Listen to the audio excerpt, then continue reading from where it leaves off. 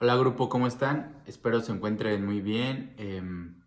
Pues ya más tranquilos, ya cerrando este cuatri, más relajados.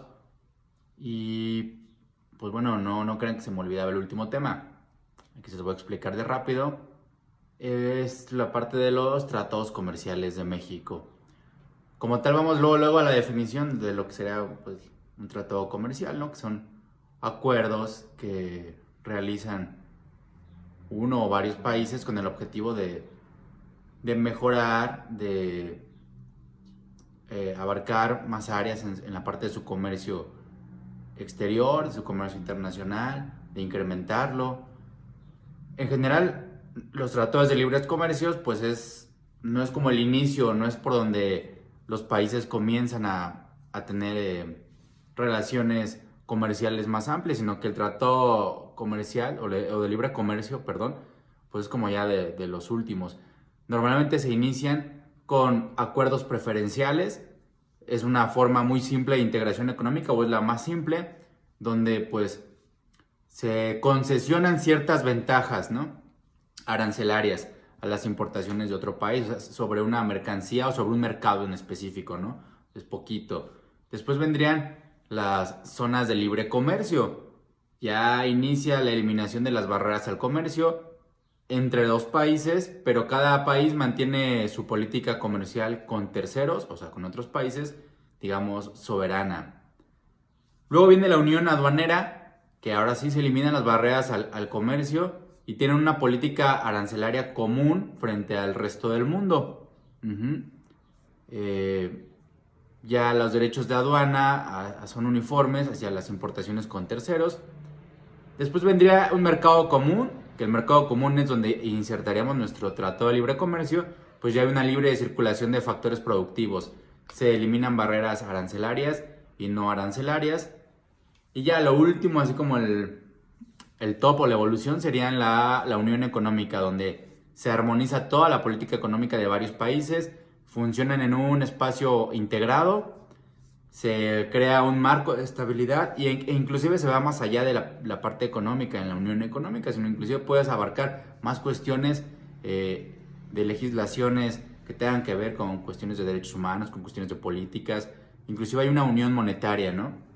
Entonces ahora sí México como tal, bueno, podríamos decir que entró a la parte de los tratados de libre comercio pues desde que está en la Organización Mundial de Comercio o en el GATT, cuando era el Acuerdo General sobre Aranceles y Comercio en el 83, pero digo, para adelantarnos más en esta historia sabemos que México el primer acuerdo de libre comercio que firmó fue el Telecán en 1994 estaba Carlos Salinas de Gortari. Obviamente fue como para que México entrara de lleno, ¿no? A la globalización, a esta nueva época, pues por muchos llamado como neoliberalismo, pero de una manera despectiva, y pues no es despectiva, es una nueva etapa liberal. Fue con México, Estados Unidos, Canadá, armonizar nuestras políticas, armonizar la parte del comercio, de la inversión extranjera directa, la parte de la circulación de capitales y aumentar más oportunidades. O sea, esto fue crucial y pues México digamos que entró de golpe a la parte de la globalización y el neoliberalismo con este Tratado de Libre Comercio que a la fecha pues nos ha ayudado mucho.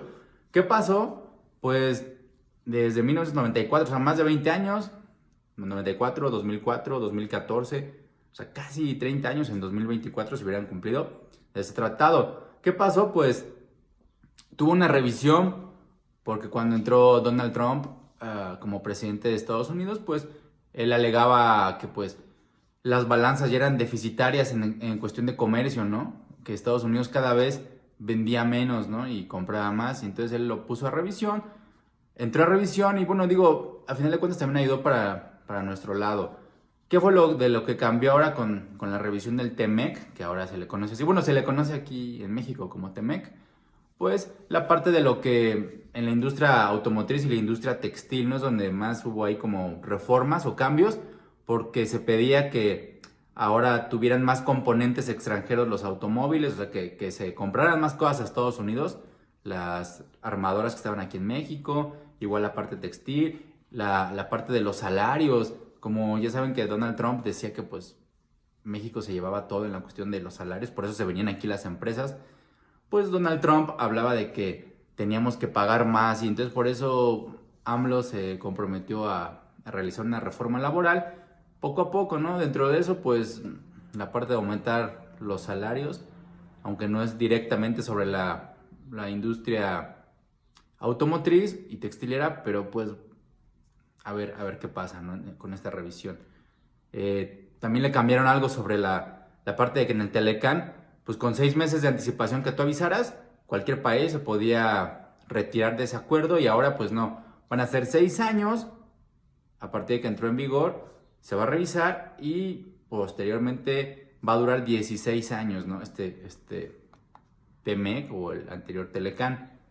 Después, el Tratado de Libre Comercio del G3, que se firmó en el 94, que era México, Colombia y Venezuela, pero ahí lo malo es que Venezuela le dijo adiós cuando entró el régimen de Hugo Chávez, y pues ya nada más nos quedamos con un Tratado de Libre Comercio con Colombia, ¿no? O sea, pues se libera de aranceles todo el comercio con Colombia, ¿no? A partir del 94. Bueno, tenemos también tratados con Costa Rica, que fue en el 95, con Nicaragua en el 98. Pero ¿qué ocurrió aquí? Que se renegoció un tratado para hacer un tratado más amplio con Centroamérica, ¿no? Con todos los países centroamericanos. Tenemos el de, bueno, eso se lo explico ahorita, porque ya sería en cuestión de fechas más adelante. Con Chile en 1999, un tratado de libre comercio, o sea, la cuestión de facilitar el comercio internacional. Uno de los más grandotes y de los más importantes es el Tratado de Libre Comercio con la Unión Europea. O sea, recuerden que la Unión Europea, pues como hablábamos al inicio de esta clase, pues ya estás hablando de un mercado común como la máxima evolución de los tratados de libre comercio. Es una unión monetaria, comercial, en políticas legales, en políticas de salud. Entonces, firmar un tratado de libre comercio con la Unión Europea, pues garantizaba como que aquí el ganón, pues casi es México, ¿no? Porque imagínate tener todo un mercado tan amplio para tus productos, para que lleguen a toda Europa, diversificas todas tus relaciones económicas, estás entrando al mercado más grande del mundo, aún mayor al de Estados Unidos, sí, ciertamente sí, o sea, son mucho más países, hay mayores flujos de inversión extranjera directa, también indirecta en la cuestión de inversiones monetarias, se fortalece la presencia de México en el exterior y nuestra posición como un país estratégico para hacer negocios, ¿no? Casi robándole el lugar a Estados Unidos. Después, el Tratado de Libre Comercio México-Israel en el 2000. Es importante porque, bueno, con Israel, aunque no suena mucho en la parte comercial, pero es un país que tiene muchos recursos económicos, que nos compra cuestiones de petróleo, automóviles, todos los productos manufacturados de este lado. Y, por ejemplo, nosotros le importamos, le compramos a ellos cuestiones de abonos, cuestiones fertilizantes, semillas, baterías, materiales para invernadero.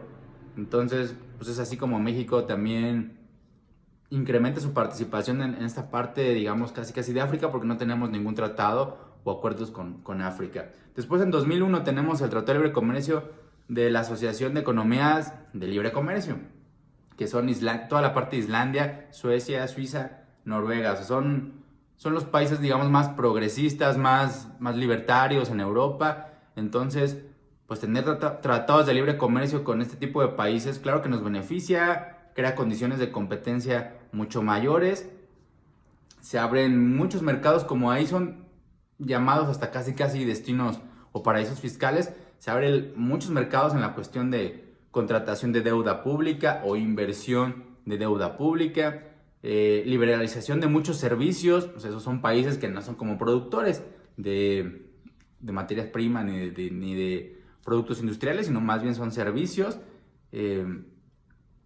Hablamos también de derechos de propiedad intelectual, Es muy importante este Tratado de Libre Comercio en 2001.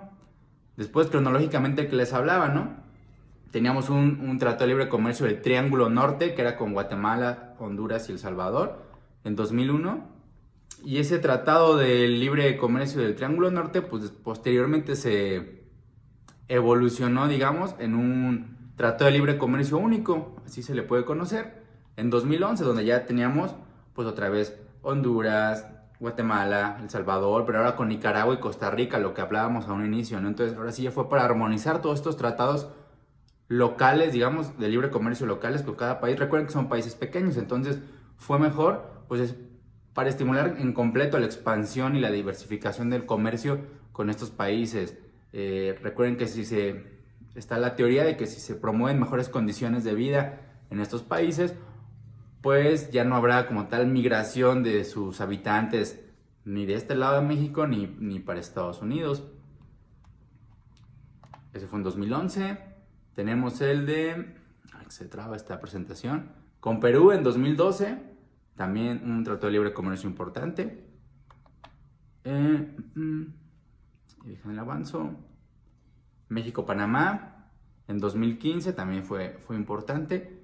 ¿Por qué? Porque se accede a muchos bienes y servicios, que es una economía muy dinámica Panamá por ser un país pequeño, pero también tiene gran relación con Estados Unidos, Panamá, entonces se mejora mucho el comercio y la inversión entre estos países.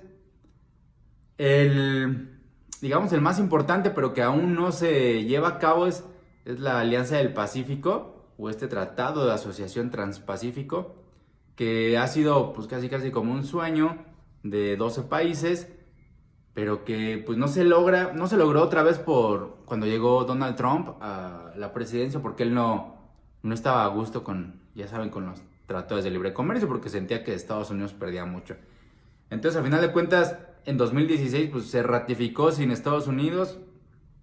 Seguíamos estando ahí pues Australia, Chile, Canadá, Japón, Malasia, Nueva Zelanda, Perú, Singapur, Vietnam, México, o sea, todos los países que compartíamos la vecindad con el Océano Pacífico. Pues imagínate, tiene que ser un acuerdo así como el más grande acuerdo de países de comercio Asia-Pacífico.